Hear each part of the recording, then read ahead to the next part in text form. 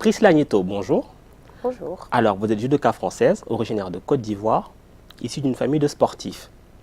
Vous excellez dans les catégories de 52 kg et des moins de 57 kg. C'est d'ailleurs là que vous allez décrocher une médaille de bronze aux Jeux Olympiques de Londres en 2012 et un titre de championne d'Europe en 2017 à Varsovie. Et pourtant, derrière cette armure, se cache une personnalité sensible, voire même hypersensible, capable de verser une larme devant un film. Priscilla, bienvenue dans l'entretien face caméra.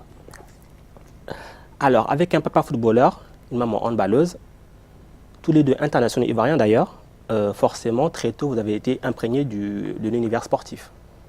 Oui, on peut dire ça comme ça parce que dès petite, en fait, je voyais mon père s'entraîner à la maison.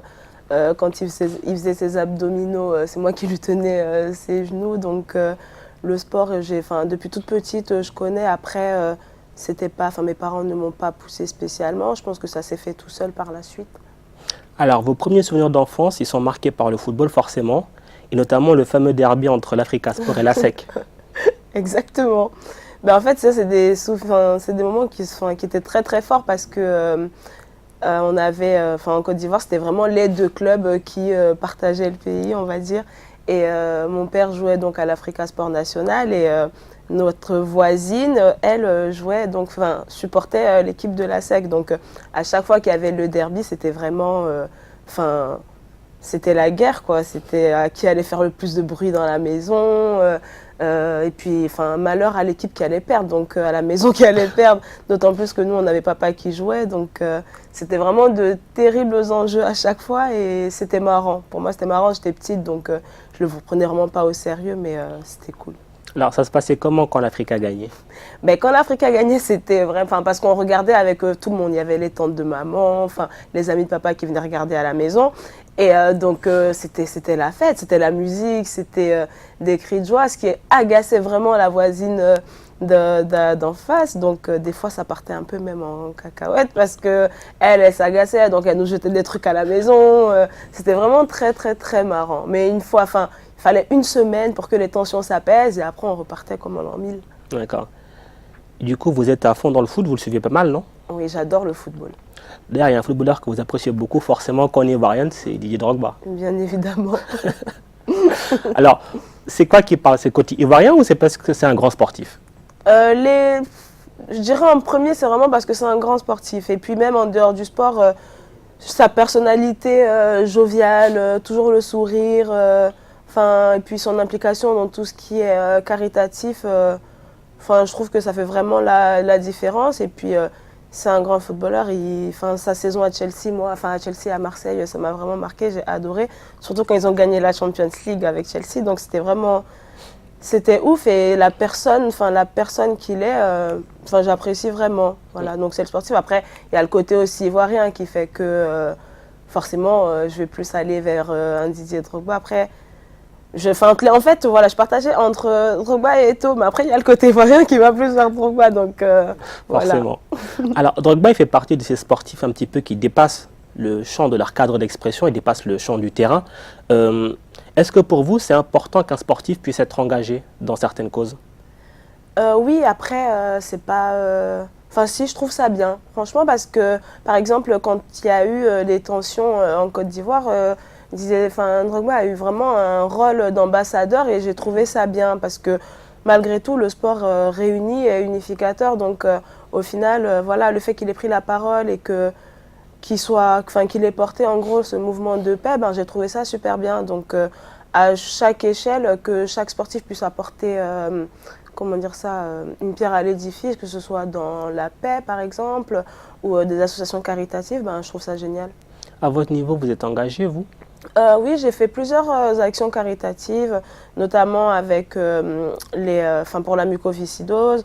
Après, c'est pas un engagement annuel, mais dès que je peux participer à une action caritative, je le fais avec plaisir.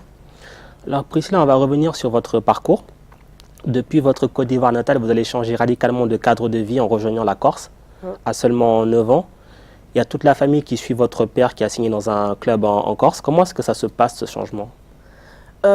Super bien, hein. Enfin, il y a énormément d'a priori sur la Corse parce que dès que je dis ben, je viens de Porto Vecchio, en Corse et tout le monde dit ah bon et tout. Ben, en fait, ça s'est super bien passé. Et puis jusqu'à présent, mes parents ils sont toujours. Moi, je suis à Paris parce que, enfin, pour le sport, mais dès que j'ai un bout de temps, je rentre en Corse. C'est une autre atmosphère que Paris parce que c'est beaucoup plus petit, c'est beaucoup plus familial quand j'ai intégré les structures de haut niveau donc en judo, ça a été comme une famille en fait. Il n'y avait aucune différence raciale comme on peut penser par exemple. Et puis jusqu'à présent, les personnes qui m'ont aidé justement à évoluer sportivement, eh ben, elles sont toujours auprès de moi et dès que je rentre, je vais les voir. Enfin, ça, c'est comme une deuxième famille. Donc là, j'ai adopté la Corse et c'est comme ça s'est fait tout seul. Et d'ailleurs, c'est en Corse que vous allez découvrir le judo et commencer à le pratiquer. Comment est-ce que vous êtes arrivé à ce sport d'ailleurs? Ça a été un concours de circonstances. En fait, je faisais du handball comme ma mère, en fait. J'adorais vraiment. Mais comme je disais, c'est une petite île, enfin, c'est une île, donc il n'y avait pas énormément de filles qui le pratiquaient. Et à partir de 13 ans, en fait, on ne peut plus jouer, enfin, faire des matchs donc, avec les garçons. Donc il a fallu me trouver un autre sport parce que dans le sport, ce que j'aime le plus, c'est pas que j'aime pas m'entraîner, mais ce que je préfère vraiment, c'est la compétition. Donc, j'ai ma meilleure amie qui faisait donc du judo. Elle m'a dit, ben, viens essayer. Et j'y suis allée. Et en fait, dès les premiers entraînements, je battais les garçons. Donc, forcément, je suis rentrée à la maison. J'étais trop fière de moi et tout.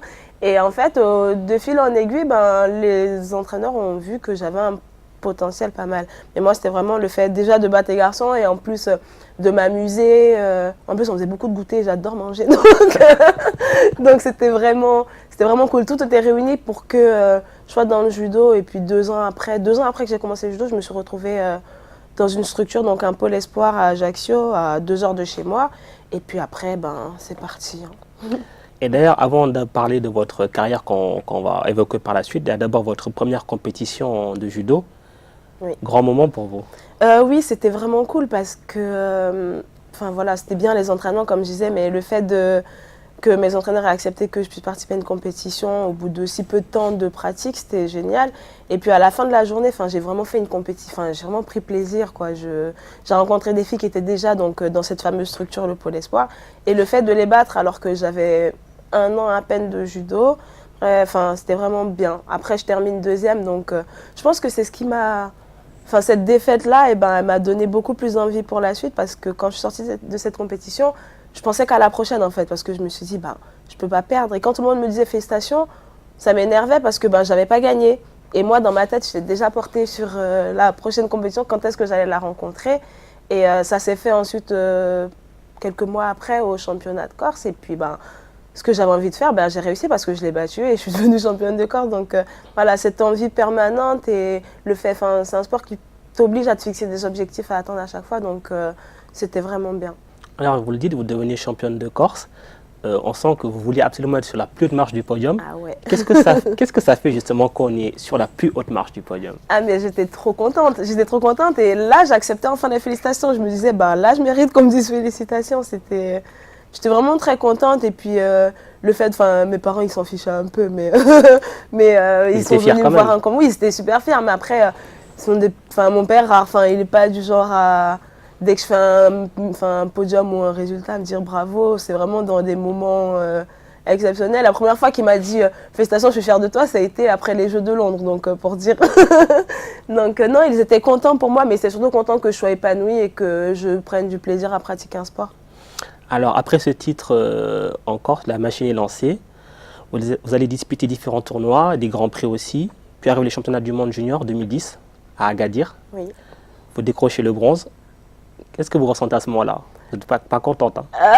Non, j'étais pas trop contente parce que je voulais gagner. Et puis, je me voyais déjà sur la plus haute marche du podium. Après, un podium au championnat une médaille en championnat du monde, c'est ça de prix. Et puis, à cet âge-là, j'étais contente. Franchement, sur le moment, j'étais contente. Après, je voulais à tout prix gagner, mais il vaut mieux partir avec le bronze que rien, quoi.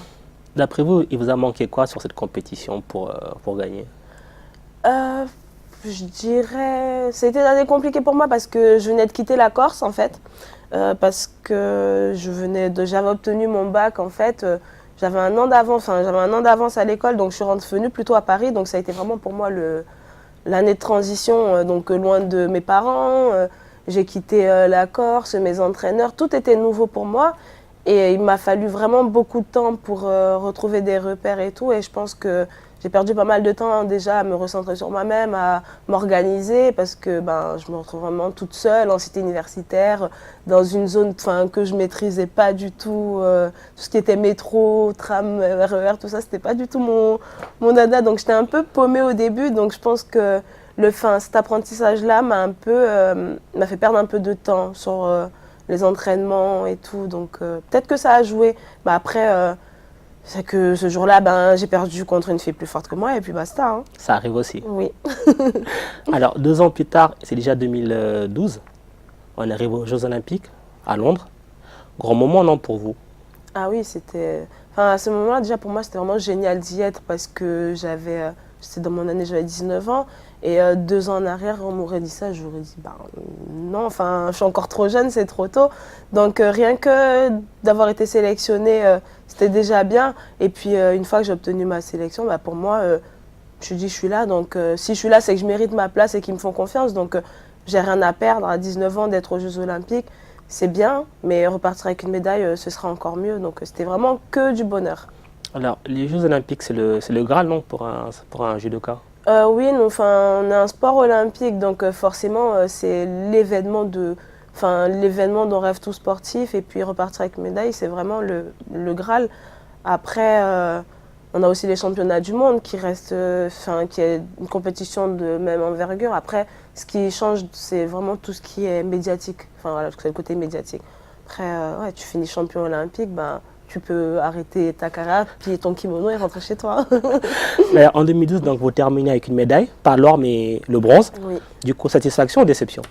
Ah non, il n'y avait pas du tout. Enfin, à ce moment-là, ouais, sur le moment, oui, j'étais dégoûtée parce qu'en quart de finale, je m'incline bêtement, en fait. Je pense que j'ai pris la fille trop au sérieux parce qu'elle avait fait des matchs 2 fois avant et j'avais regardé ses combats.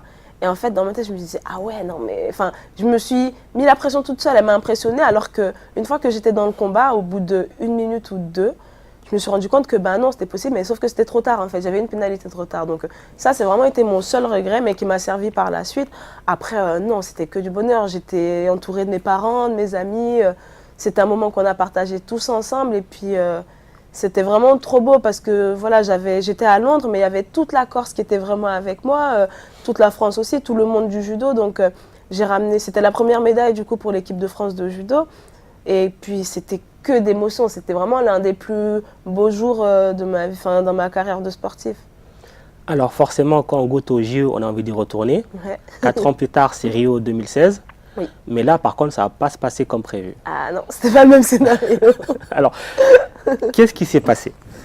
Eh ben, qu'est-ce qui s'est passé? Déjà à Rio, la course, elle a été beaucoup plus compliquée parce que j'ai eu des soucis de santé. J'ai subi une opération de l'épaule juste après les Jeux de Londres, puis d'un ligament croisé, donc ça a été difficile.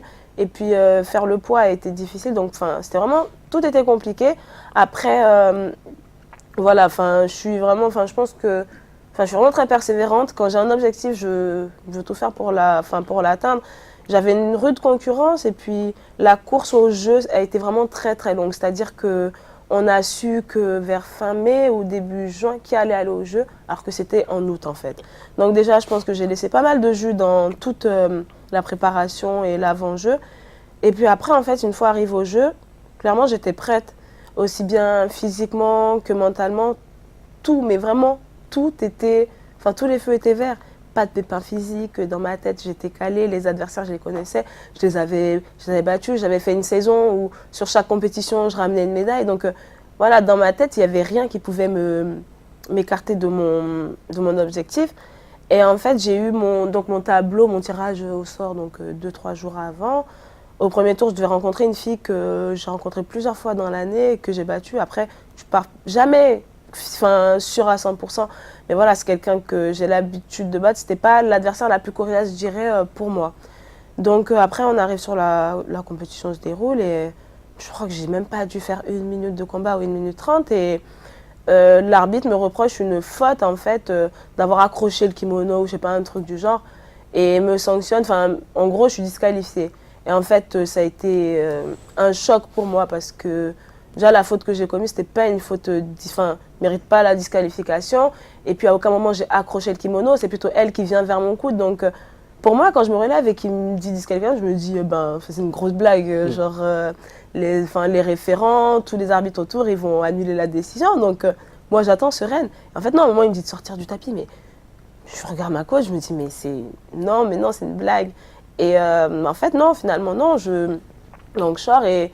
Enfin, après, enfin, voilà, c'était la catastrophe, des illusions. Enfin, j'étais vraiment au bout de ma vie. Ça a été vraiment un épisode très, très difficile parce que tu dis que, ben, vraiment, ça a été 4 années difficiles. Je me suis engagée à 100%. Et quand tu vois que ce pourquoi tu as travaillé pendant si longtemps, et ben, c'est même pas en fait pour dire que tu as perdu. Je préférais perdre, à la limite, prendre un gros hippon. Ben, je suis tombée sur plus fort que moi, j'ai perdu. Mais en fait, de cette manière, c'était vraiment très frustrant et très dur à encaisser pendant très, très, très longtemps. Après, c'est la vie. Enfin, il m'a mis du temps à l'accepter, mais maintenant, c'est passé. Mais ça a été... pour moi, c'est déjà, en tant que sportif, de participer 2 fois au jeu, c'est génial. Mais ça a un petit peu entaché, on va dire, mon plaisir, quoi. Forcément. Voilà. Par contre, petite satisfaction en 2017, avec le titre de championne d'Europe décroché à Varsovie. Ouais. Ça compense un peu, un tout petit peu. Déjà, en fait, après les Jeux de Rio, déjà, j'ai changé de catégorie, donc je suis montée en moins de 57. Donc ça a été un peu... Enfin, pour moi, c'était une année d'apprentissage. Dans ma tête, je me disais, bon, ben, je change de catégorie, je pourrais manger plus. Il y aura moins de régime. Donc voilà, mais j'ai mis du temps à accepter déjà ce changement de catégorie. J'ai participé au championnat de France en moins de 57, avec une semaine de judo parce que à un moment je voulais vraiment plus remettre de kimono, plus remonter sur le tapis. Et mon entraîneur de club, parce que j'ai changé de club aussi, m'a dit bon bah au moins tu vois où tu te situes, participe et tu verras. Je termine 3e, mais vraiment une compétition pourrie. Je ne sais même pas comment j'ai fait pour terminer 3e. Après, je me retrouve au tournoi de Paris. Pareil, je fais une superbe compétition. Je rencontre en place de 3 la championne olympique donc, de cette catégorie à Rio. Et je gagne. Donc tout de suite, je me dis, bah, c'est bizarre tout ça. Enfin, genre, c'est cool. Enfin, moi, c'est vraiment tout en détente. Et puis, je me retrouve sélectionnée au championnat d'Europe.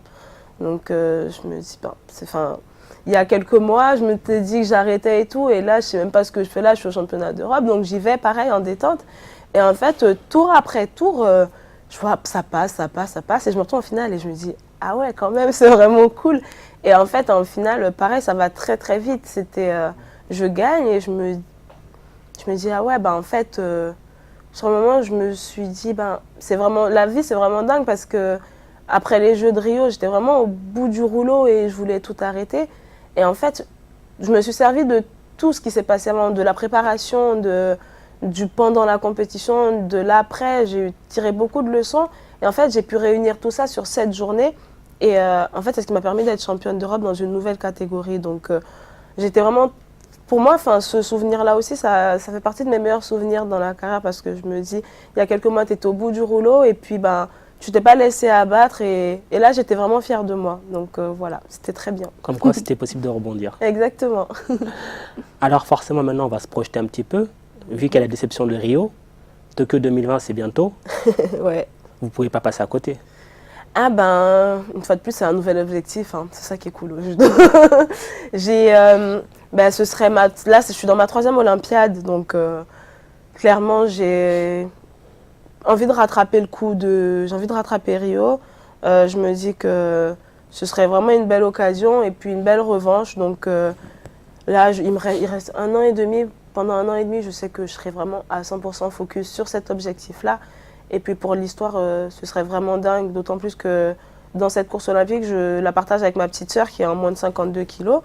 Et je me dis que si on réussit à se qualifier toutes les deux, ce serait vraiment énorme déjà pour mes parents qui s'investissent vraiment à nos côtés tout le temps. Pour les personnes qui nous ont suivis depuis la Corse, depuis Abidjan, tout ça, ce serait beau. Et puis pour moi, ce serait une revanche. Donc voilà, une revanche sur la vie, sur le sport. Et puis c'est un objectif comme un autre. Aussi bien que je serais contente de participer au prochain championnat du monde.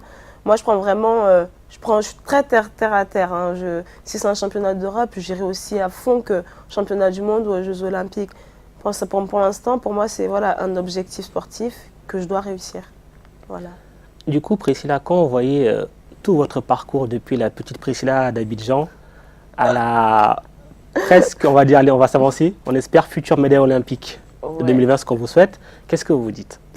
Bah, je me dis que j'ai été gâtée par la vie quand même parce que j'ai vécu des choses énormes, exceptionnelles que peut-être que j'aurais pas eu la chance de vivre sans l'investissement de mes parents. Je leur remercie d'ailleurs pour ça parce que c'est quand même grâce à eux que j'ai pu vivre tout ça. J'ai pas eu une enfance commune à tout le monde, je voyageais partout.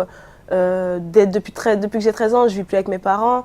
Je suis autonome, je peux, depuis très jeune, je suis bien à mes besoins toute seule. Donc, je suis vraiment très, très fière de mon parcours. Et puis voilà, le sport, c'est vraiment une leçon de la vie. J'ai appris beaucoup sur moi-même. Grâce au sport, je sais faire face à plusieurs situations auxquelles énormément de mes copines ne sont pas confrontées ou ne réagiraient pas pareil. J'ai pris en maturité. Et c'est cool. Donc, je me dis que j'ai eu énormément de chance dans la vie et j'apprécie chaque instant et je remercie mes parents et Dieu. Et c'est pas fini. Et c'est pas fini. Merci beaucoup, Priscilla, pour cet entretien. De rien.